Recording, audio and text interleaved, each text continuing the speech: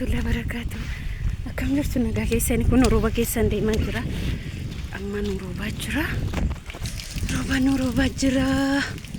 Kunoo as ilaala. Roobutti jira. Roobuma keessan deema. Akkam jirtu nagaa keessanii fa'aa keessanii jechaan illee nagaa koota alhamdulillah galata rabbii. Ganama sa'a 3 irra dhiifama isiniin jedha. Akkam jirtu hordoftoota kabajamtoota maatii chaanaalii kiyya. Maaliif ganamaan baatee hojjettani? Hajaadha. Hajaan ganama nama baasumaa inni jechuun keessan hin oolu. Kun olaala akkasii akkatti jirra jechuudha. Akkuma biyyaan baasanitti qorra. Biyya faranjiin qorra jedhanii miti biyya keenya immoo gaafa qorru jechuudha. Gaafa qorru biyya keenya. Hin dubbatina. Yaa waaqa. Abeet karaarra. Akkasii kun immoo mana as agartanii mana barumsaa karaan jidduu kana iman deema iddootti ba'uun qabu. Gaafa sheetichi maal jedhee sheetichi tokko maal jedhee si fakkaata. Namni deemee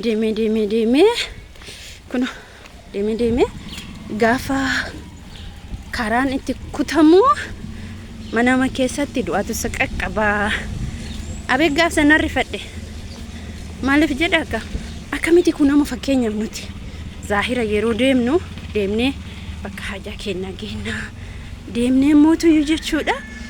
Waa bitannee galla. Akkas gaafa sheetichi jedhu san ijoolleen hedduun bu'aa turte jechuudha. Rabbiin jechuudha laala. Waan ganama nuu qadare kinoo bishaan argitanii akkas ciisa. Kunoo fuuldura kiyyallee bishaantu jira.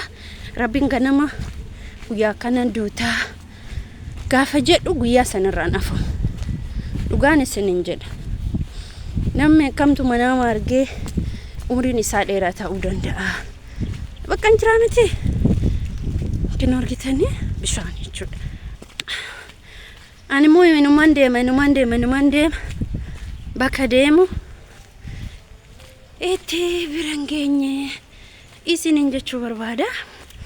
Inshallah amma dura ga'uu ka'ee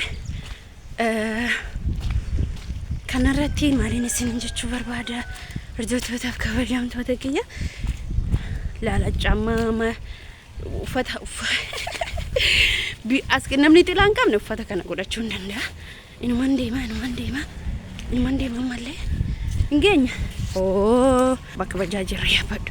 Bakka kana ga'een jira. Inshallah akkasii jabaadha. Haa isin jaaladha baay'ee isin kabaja. Barbaada kanuma chau.